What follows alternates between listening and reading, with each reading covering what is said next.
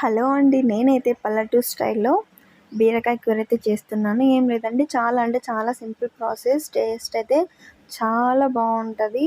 ఎండు కొబ్బరి అయితే ఒక హాఫ్ తీసుకున్నాను. అండ్ చెక్క, లవంగ కొద్దిగా, అండ్ ఒక 5, 6 వెల్లుల్లి, కొద్దిగా అల్లం ముక్కలు, అండ్ వేయించుకున్న పల్లీలు పొట్టు తీసుకొని వేసుకోవాలి.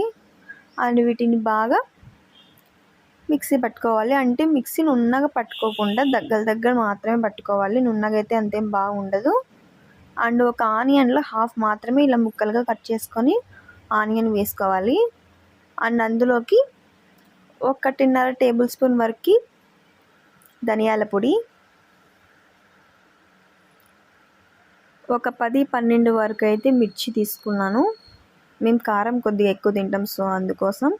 చూసారా, వాటర్ లేకుండా ఇలా అయితే మిక్సీ పట్టుకున్నాను. అండ్ ప్రాసెస్లోకి వెళ్తే, ఒక గిన్నె తీసుకొని అందులోకి ఒక 5-6 టేబుల్ స్పూన్ వరకు అయితే ఆయిల్ వేసుకున్నా.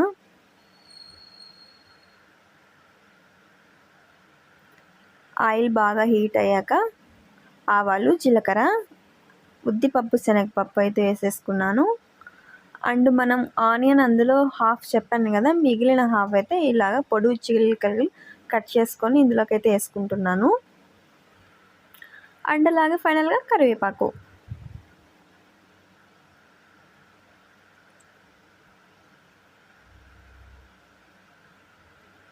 ఆనియన్స్ బ్రౌన్ కలర్ వచ్చేంత వరకు అయితే ఫ్రై చేసుకోవాలి.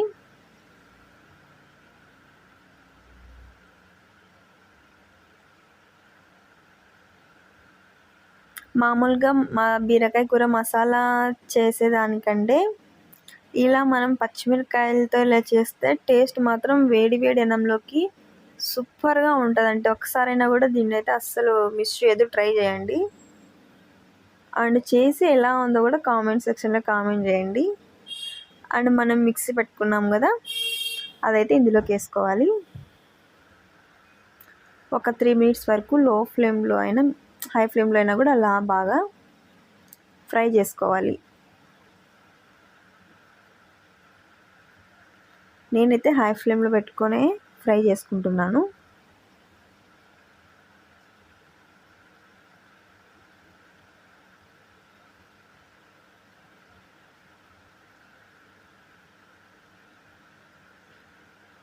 అండ్ కొద్దిగా పసుపు, వాటర్ అయితే కొద్దిగా వేసాను. అండ్ ముందుగా కట్ చేసి పెట్టుకున్న ఒక 3 చిన్న మీడియం సైజ్ టమోటాలు అయితే ఇందులోకి వేసుకున్నాను.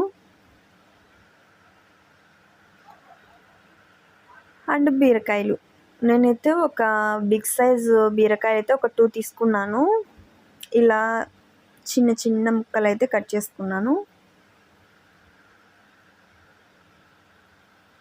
ముక్కలకి మసాలా అంతా బాగా పట్టేటట్టు ఇలా బాగా ఫ్రై చేసుకోవాలి. అంటే బాగా తిప్పేయాలి మసాలా అంతా. అండ్ టేస్ట్కి తగ్గట్టు సాల్ట్. ఒక పొంగు రాగానే సాల్ట్ అనేది మనం చూసుకోవాలి, అంటే ఎక్కువ ఉందా తక్కువ ఉందా అని. కరెక్ట్గా వేస్తే చూసుకునే అవసరం లేదు, కానీ ఒకసారి చెక్ చేసుకుంటే మనకి బెటర్ కదా. ఒకవేళ ఎక్కువ ఉంటే సాల్ట్ అన్నంలో కొద్దిగా తక్కువ వేసుకుంటే బాగుంటుంది అందుకు. అండ్ వాటర్ అయితే ఇది నీళ్ళగా ఉంటే చారేమంతేం బాగా అనిపించదు, మీడియంలో ఉండాలి. వాటర్ కన్సిస్టెన్సీ చూసుకొని అయితే వేసుకోండి. చూసారా, ఈ విధంగా అయితే బాగా ఉడికిపోవాలి. టమోటాలు, బీరకాయలు బాగా మెత్తపడిపోవాలి.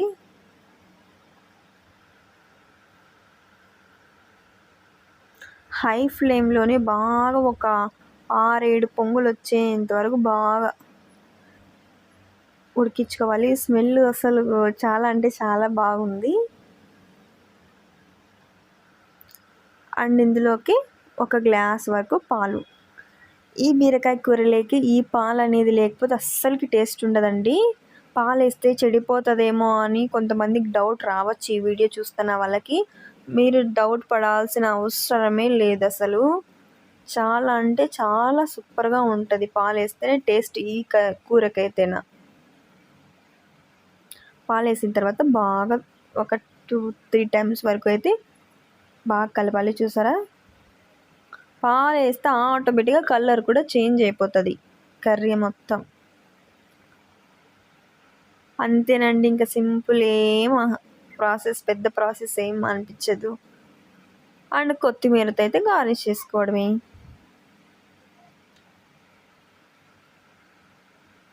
మసాలా కర్రీ అయినా ఇదైనా సేమ్ ప్రాసెసే, మిక్సీ వేయడము అంటే. కానీ ఆ మసాలా కర్రీ మామూలుగానే మనం తింటామనుకో, ఇలా కొత్తగా వెరైటీగా చేస్తే టేస్ట్ అనేది బాగుంటుంది. ఒకసారైనా తినాలి ఇలాంటివి కూడా అప్పుడప్పుడు. అండ్ మీకు ఎలా వచ్చిందో కూడా కామెంట్ సెక్షన్లో కామెంట్ చేయండి. ప్లీజ్ నా ఛానల్ ఇంకా చూడని వాళ్ళు ఎవరైనా ఉంటే నా ఛానల్ మీ వరకు వస్తే ఒక సబ్స్క్రైబ్, ఒక లైక్, ఒక షేర్ మాత్రం అస్సలు మిస్ చేయద్దు. And then bye bye.